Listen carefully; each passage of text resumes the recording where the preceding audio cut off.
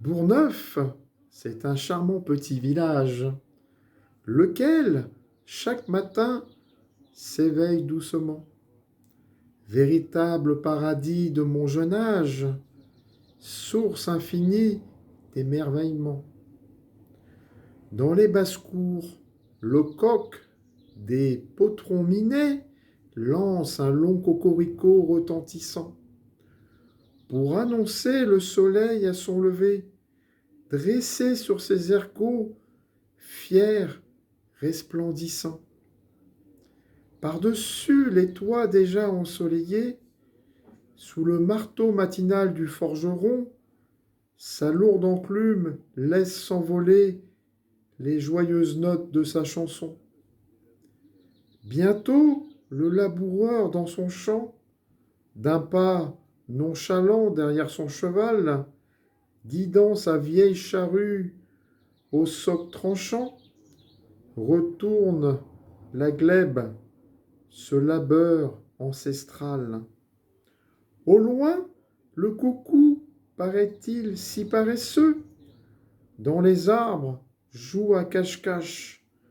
Ainsi, pour y faire couver ses œufs, ose-t-il les déposer dans un nid d'épêche. À genoux, près de la fontaine de Valin, les villageois potinent au lavoir, quelquefois se servant de mots vilains pour répandre la rumeur, rose ou noire. Certains matins, par le chemin de la messe, les écolières dans les bois du Monté cueillent un bouquet pour leur maîtresse, composé de primes-verts et de muguets. Bientôt viendra le temps de la fenaison. S'exhalent alors des senteurs d'herbes coupées. Dans les prés, les gens alignent les cachons avant de rentrer le foin dans les greniers. La marmaille, vers la moitié de juillet, ramasse le bleuet, la marguerite, le coquelicot pour en faire des bouquets aux couleurs de notre drapeau, bleu, blanc, rouge. Et puis voici que les blés sont moissonnés. Belle sera la récolte d'un paysan rassuré. Dans sa ferme, la batteuse va ronronner, ingurgitant goulûment les gerbes dorées.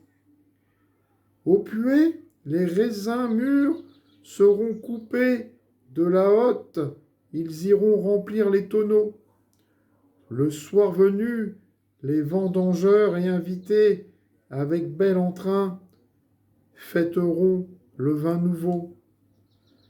À Bourgneuf, aucun des nombreux chasseurs ne manquerait l'ouverture tant attendue. À la nuit tombée, harassés, mais hâbleurs, au bistrot, ils relateront leurs déconvenus. Le temps était trop sec aujourd'hui. Le nez des chiens était bien incapable.